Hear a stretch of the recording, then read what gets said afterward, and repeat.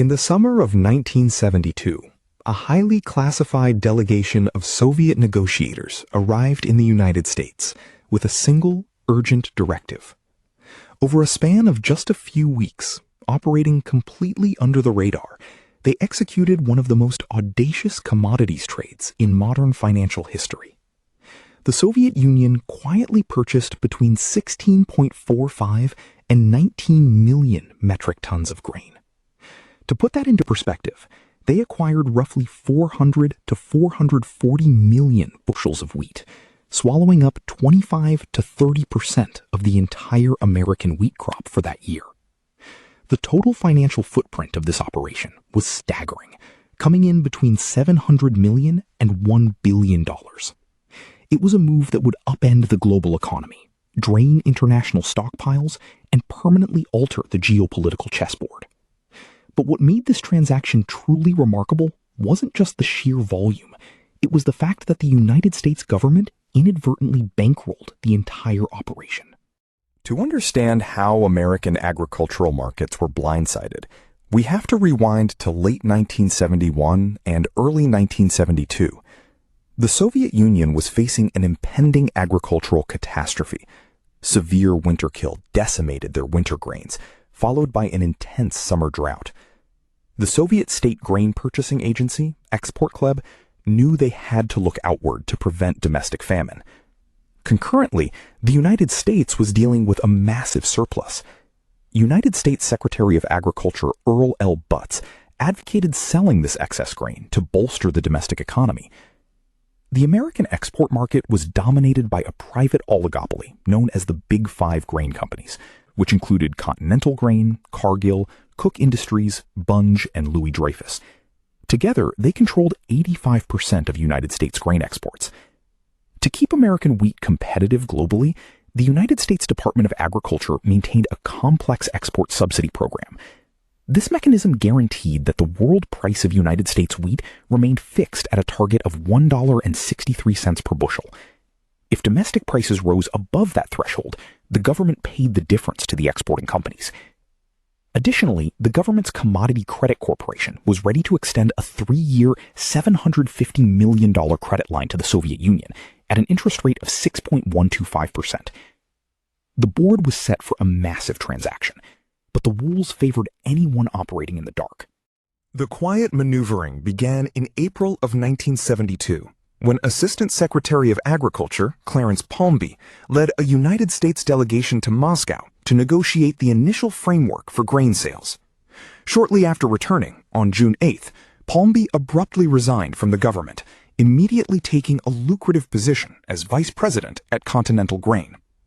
By late June, Nikolai Belousov, chairman of Export Club, arrived in the United States with his purchasing agents. Operating with strict confidentiality, Belousov met with Michel Fribourg, the chief executive officer of Continental Grain, on July 5th. They signed a secret contract for 150 million bushels of wheat and 41 million tons of feed grains. 3 days later, the Nixon administration publicly announced the $750 million credit agreement. With financing secured, Belousov and his team went to work. But instead of announcing their total demand, they treated each of the Big Five grain companies as isolated entities.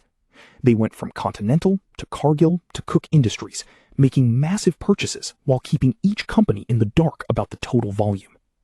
Grain companies willingly sold unprecedented amounts of wheat at fixed prices before any public adjustments to subsidy announcements were made. This highly coordinated behavior strongly suggests these private companies possessed reliable back-channel assurances that the government would cover the spread, no matter how high domestic prices went. As July bled into August, the sheer scale of the Soviet purchases began to warp the American economy. The Soviets had systematically bought up roughly a quarter of the United States wheat crop.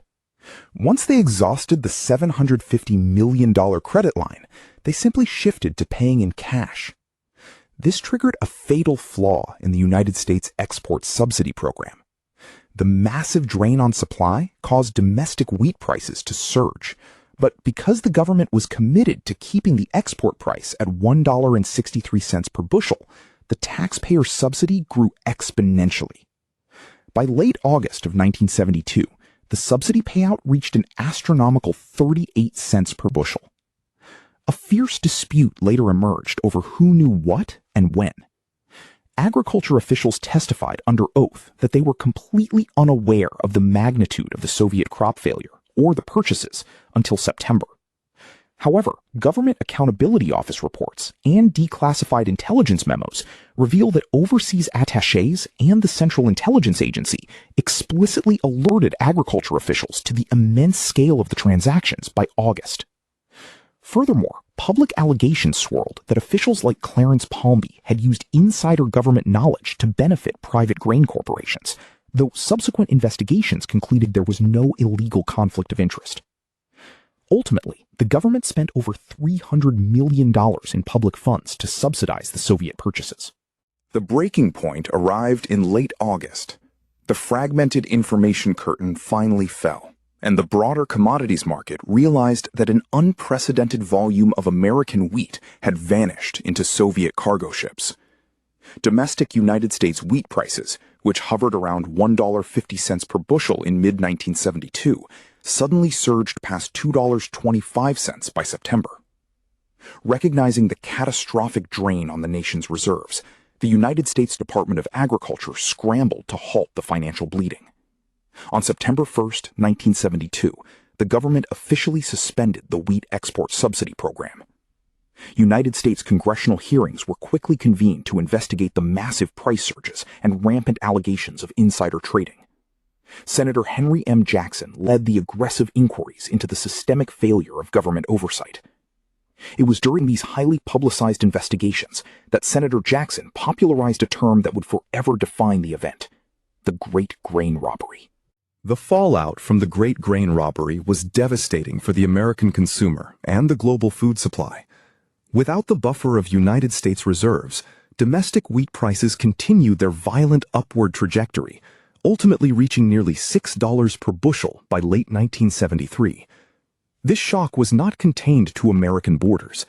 The sudden drain on global grain stockpiles triggered a worldwide crisis, causing global food prices to rise by at least 30% over a 10-month period in 1973. In July of 1973, the Government Accountability Office released a scathing final report on the crisis. The audit explicitly outlined severe mismanagement within the Department of Agriculture, confirming that the fragmented, secretive nature of the private trades allowed the Soviet Union to exploit the system, resulting in a documented $300 million loss for the American taxpayer. The humiliation of being outmaneuvered in the global commodities market forced the United States to fundamentally change how it viewed agricultural intelligence. The government realized it could no longer rely on self-reported data from private grain companies or foreign rivals.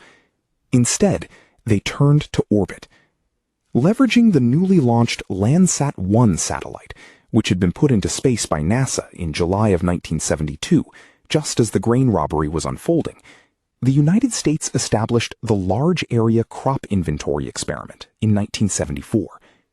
For the first time, the federal government began utilizing satellite imagery to independently monitor global agriculture and predict foreign crop yields from space. But for the Soviet Union, the apparent short-term triumph masked a fatal strategic error. The 1972 grain deal fundamentally rewired the Soviet economy.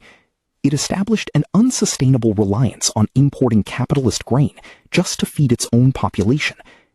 Instead of reforming their deeply flawed agricultural sector, Soviet leadership used massive cash reserves to continually buy their way out of famine.